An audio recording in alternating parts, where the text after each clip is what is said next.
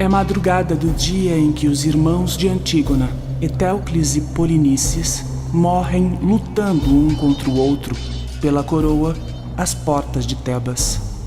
Creonte, o novo rei, é o grande herói do dia.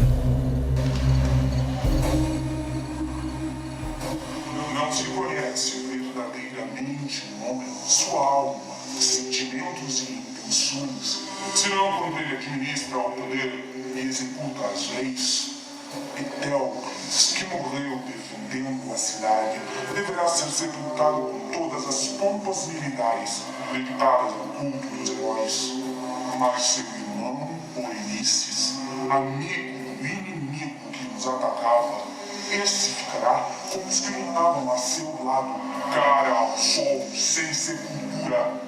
Ninguém poderá enterrá-lo, velar-lhe, chorar por ele, prestar-lhe, enfim, qualquer atenção póstuma. Mesmo depois de mortos, não devemos tratar heróis e infames de maneira idêntica. Nunca, enquanto eu for rei, Tebas dará tratamento igual ao traidor e ao justo.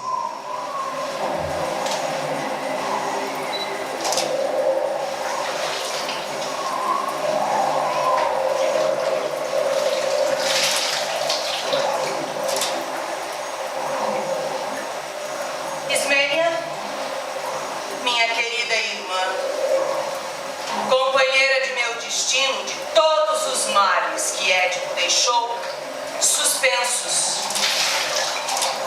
sobre a sua descendência, haverá algum com que Júpiter ainda não tenha afligido nossa vida infeliz? Não há aprovação? Sem falar de outras desditas nossas, por mais funesta ou ignominiosa, que não se encontra em nossa comum desgraça. Ainda hoje, que quererá dizer este édito que o rei acaba de expedir e proclamar por toda a cidade? Já o conheces, sem dúvida. Não sabes da afronta que nossos inimigos preparam para aqueles a quem mais prezamos?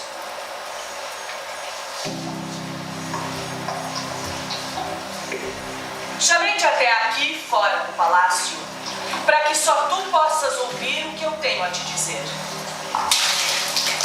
Sabes que Creonte concedeu a um de nossos irmãos e negou ao outro as honras da sepultura. Dizem que inumou a Etéocles como era de justiça e de acordo com os ritos, concedendo-lhe um lugar condigno entre os mortos, ao passo que, quanto ao infeliz Polinices, ele proibiu aos cidadãos que encerrem o corpo num túmulo e sobre ele derramem suas lágrimas, quer que permaneça insepulto, sem homenagens fúnebres e presa de aves carniceiras. Tais são as ordens que a bondade de Creonte impõe a mim, como também a ti. E eu afirmo, ele próprio virá a este sítio comunicá-las a quem ainda as ignore. Disto faz ele grande empenho e ameaça quem quer que desobedeça de ser apedrejado pelo povo.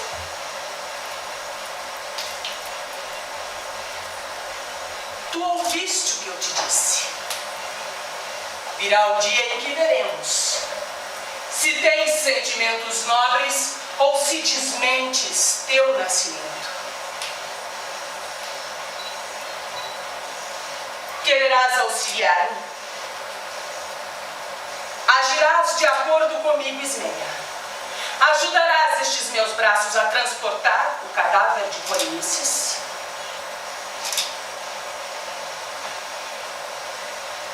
Não. Claro que não. Pois uma coisa eu te digo. Polinices era meu irmão e teu também, embora recuses o que eu te peço. Não poderei ser acusada de traição para com o meu dever, apesar da proibição de Creonte. Ele não tem o direito de me coagir a abandonar os meus. Basta nosso pai, Ed, que morreu esmagado pelo ódio e pelo opróbrio quando, inteirado dos crimes que cometera, arrancou os olhos com as próprias mãos.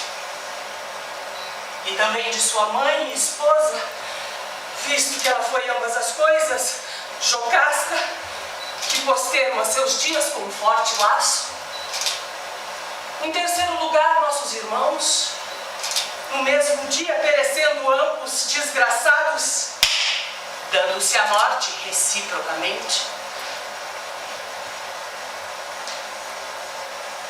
Temos que lembrar primeiro que somos mulheres. Não podemos competir com os homens. Segundo, que somos dominadas por aqueles que detêm a força e temos de obedecê-los não apenas nisso, mas em coisas bem mais humilhantes. Não é assim que tu dirias?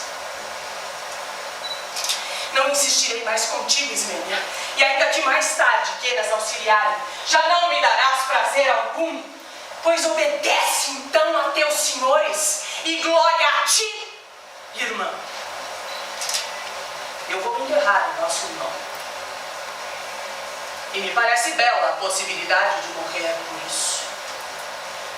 Devo respeitar mais os mortos que os vivos, pois é com eles que vou morar mais tempo. Mas tu és livre para ficar com os vivos e desonrar os mortos. Poupa teu medo, que a mim me basta o meu. Não é por não ter medo que tomo essa atitude. A minha loucura e a minha imprudência velam a honra de um morto querido. Arriscando-me por ele, não corro o risco de uma morte em glória. Faze tu o que quiseres. Será um belo fim se eu morrer, tendo cumprido este dever. Quanto a ti, se isso te apraz, despreza as leis divinas, invocas o pretexto de tua fraqueza. Eu erguerei um túmulo para meu irmão muito amado. Não temas por minha vida. Trata de salvar a tua.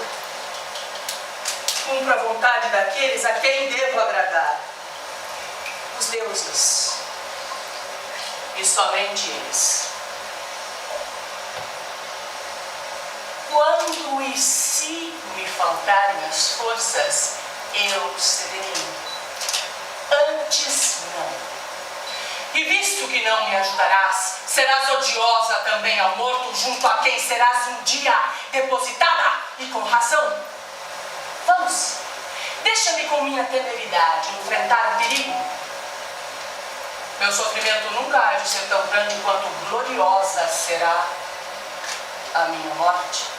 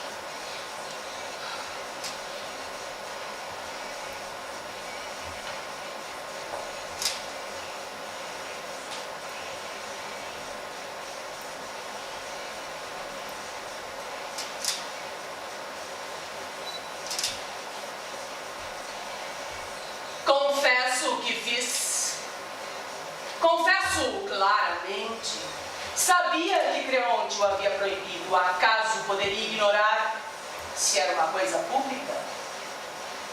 E desobedecia a ordem dele, porque não foi Júpiter que a promulgou, e a justiça, a deusa que habita com as divindades subterrâneas, jamais promulgou tal decreto entre os humanos. Nem eu creio que o édito de Creonte tenha força o bastante para conferir a um mortal o poder de infringir as leis divinas, que nunca foram escritas, mas são irrevogáveis. Não existem a partir de ontem ou de hoje, mas são eternas, sim, e ninguém sabe desde quando vigoram. Tais decretos, eu que não temo o poder de homem algum, posso violar, sem que por isso me venham a punir os deuses.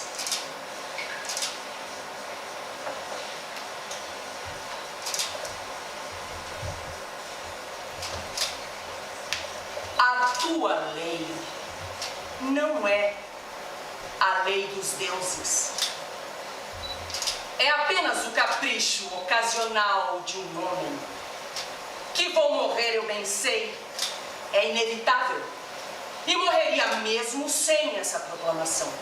E se morrer antes do meu tempo, isso será para mim uma vantagem, devo dizê-lo. Quem vive como eu, no meio de tão lutuosas desgraças, que perde com a morte? Assim, a sorte que me é reservada é um mal que não se deve levar em conta. Muito mais grave teria sido admitir que o filho de minha mãe jazesse sem sepultura. Tudo mais me é indiferente. E se parece a Creonte que cometi um ato de demência, talvez mais louco seja quem me acusa de loucura. Não, eu não iria arriscar o castigo dos deuses para satisfazer o orgulho de um pobre rei. Por que demoras, pois? Em tuas palavras tudo me causa horror e assim seja sempre. Também todos os meus atos te serão odiosos. Que maior glória posso eu pretender do que a de repousar no túmulo de meu irmão? Estes homens confessariam que aprovam o que eu fiz se o terror não lhes tolhesse a língua. Mas um dos privilégios da tirania consiste em dizer e fazer o que quiser. Eles pensam como eu, mas para te agradar, silenciam. Não vejo de que me envergonhe em ter prestado honras fúnebres a alguém que nasceu do mesmo ventre materno, como tu fizeste por Eteocles, o outro filho de minha mãe. Não poderia eu deixar que um de meus irmãos fosse enterrado com todas as honras enquanto o outro padece ao relento? Asseguro-te de que este outro, que também morreu, não faria a mim nenhuma acusação. Quanto a Ismênia, quem tudo fez, Hades e os mortos bem sabem. Quem me ama apenas por palavras não pode ser para mim uma verdadeira amiga e, portanto, Creonte, não a julgo merecedora de morrer comigo. Que ela não me acompanhe na morte. Não queira passar como autora do que não fez. Meu sacrifício só bastará. Ela deve perguntar a Creonte como viverá sem mim, sem seus irmãos, já que seus maiores cuidados são para ele. Creonte.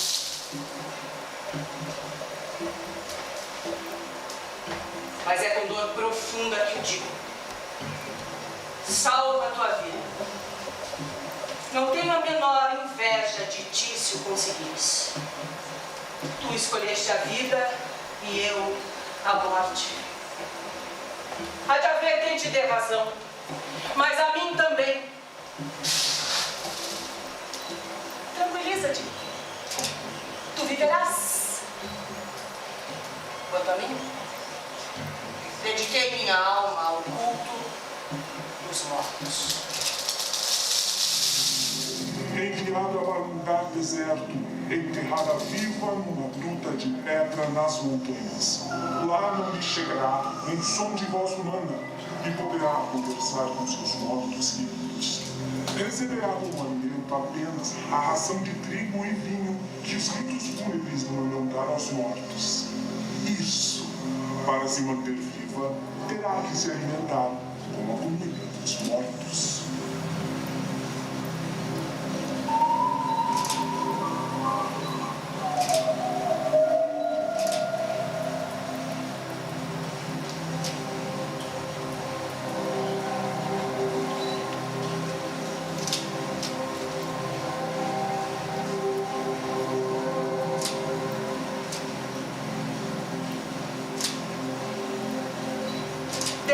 Imortais, a qual de vossas leis eu desobedeci?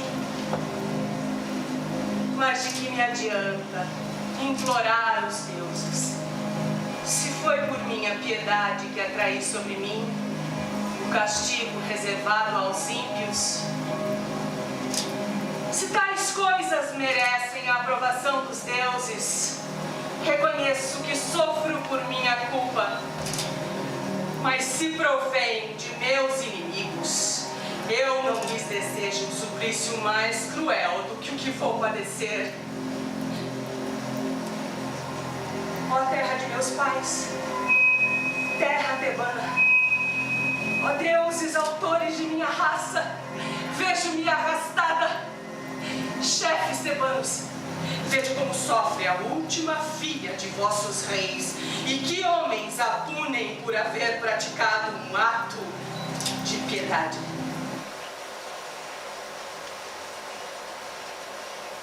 Se alguém perguntar quem foi Antígona, que respondam: foi aquela que morreu pouco antes de Tebas.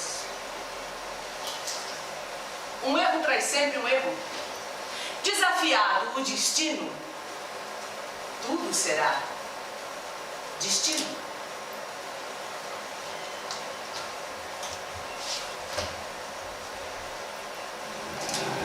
O ódio cobre toda Tebas como um sol atrás.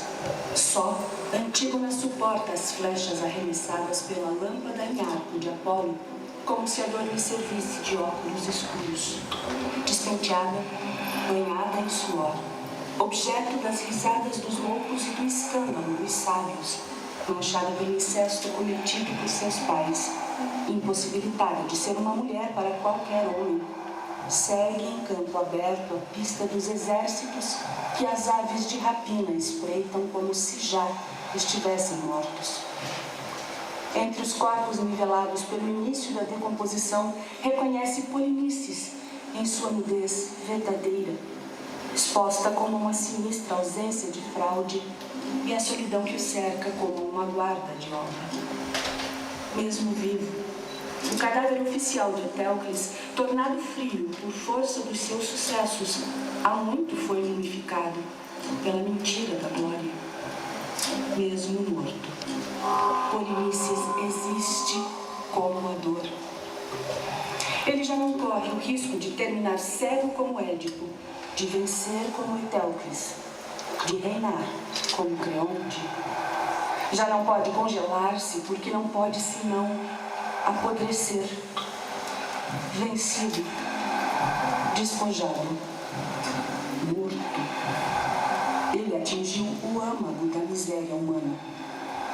Nada se interpõe entre eles, nem mesmo uma virtude, nem um ponto de honra.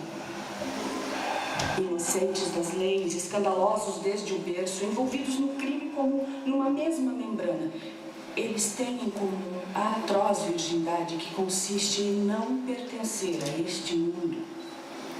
Este morto é a urna vazia dentro da qual Antígona pode verter, de uma só vez, todo o vinho de um grande amor. Seus braços erguem com esforço esse corpo que as aves de rapina lhe disputam e carrega o seu crucificado, como se carregasse uma cruz. Com a fronte curvada, Antígona parece suportar o peso de Deus. A cidade impiedosa ignora os crepúsculos. O dia escurece sem transição, como uma lâmpada queimada que não reflete nenhuma luz. Antígona, só, vítima do direito divino, avança dentro da noite fuzilada pelos faróis. Seus cabelos de louca, seus andrajos de mendiga, suas unhas maltratadas mostram até onde pode ir a caridade de uma irmã. Em pleno sol, ela era como água pura sobre mãos sujas, como sombra no interior de um capacete, como um lenço sobre a boca dos mortos.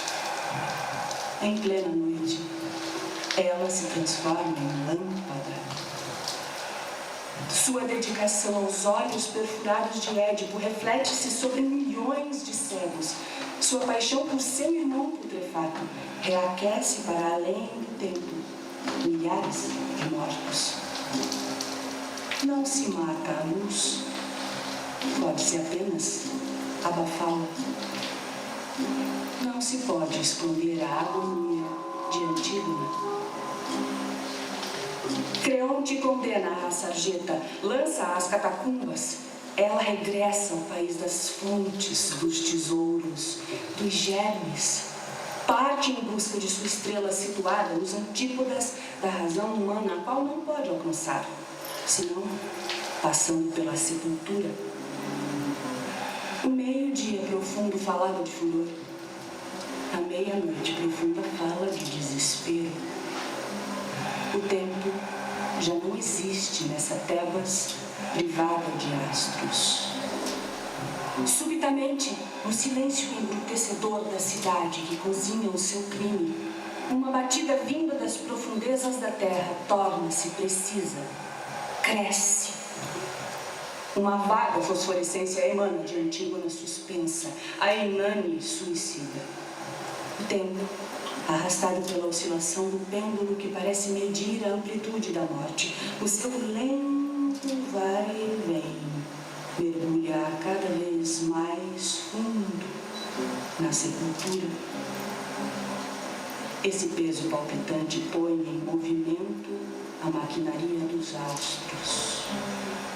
O barulho revelador atravessa o calçamento, as lajes de mármore e as paredes de argila endurecida e enche o ar seco de uma pulsação de artérias.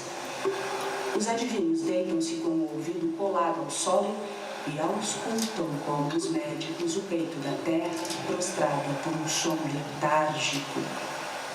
O tempo retoma seu curso ao som do relógio de Deus. O pêndulo do mundo é o coração de Antígona.